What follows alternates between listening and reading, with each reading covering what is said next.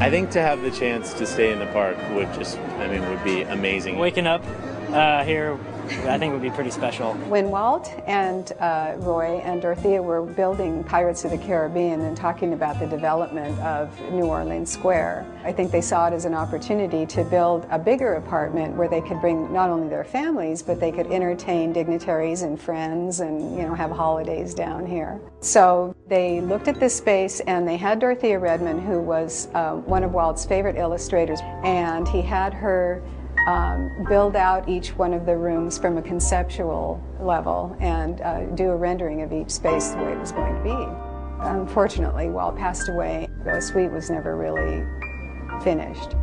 Our plan for the design of the suite is to use the renderings that Walt worked with Dorothea on and copy them almost as exact as I can with finishes and furnishings that are available today. She designed every room very specifically with the color scheme and with the style, and we will copy that exactly.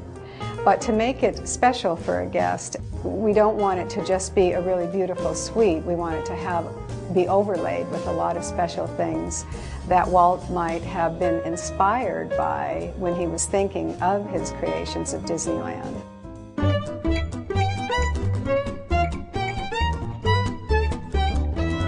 Walt Disney had a fascination with trains, and it went all through his professional life and even his private life. He even had a live steam railroad in his own yard.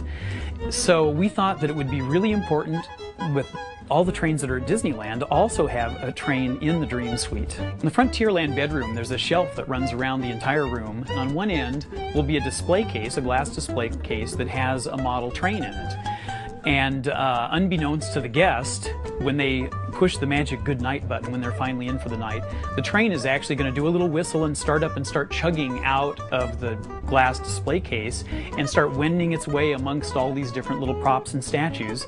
And various of them will come to life as the train passes. The little horse will bob his head as though he's seeing the train go by. The Mark Twain may come to life and the paddle wheel go around and lights will come on and various sounds.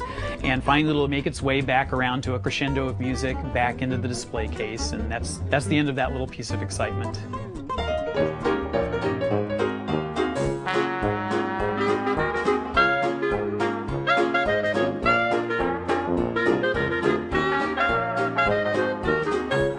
These particular murals were selected actually by Walt. He had these designed into the original drawings for the suites. This one is of the Chateau Chenonceau in France. The other one is Neuschwanstein in Germany. You can see the shape here on our own castle, and also our bridge has the same shapes here.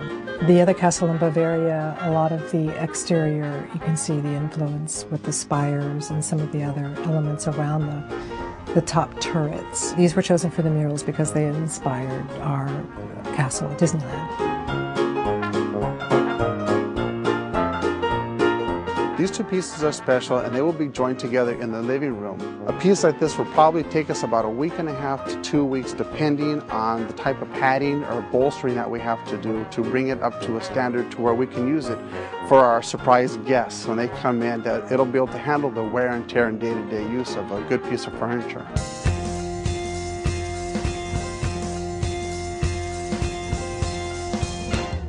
To leave a little piece of me into the Dream Suite and be a part of Disneyland and become part of its history is really a wonderful thing. It is an honor to be a part of something that started way before I was born. What is terrific here is that you really are, almost in a sense, fulfilling some of the ideas and wants that Walt Disney himself would have provided in the park. I think it'll be a very special opportunity for someone.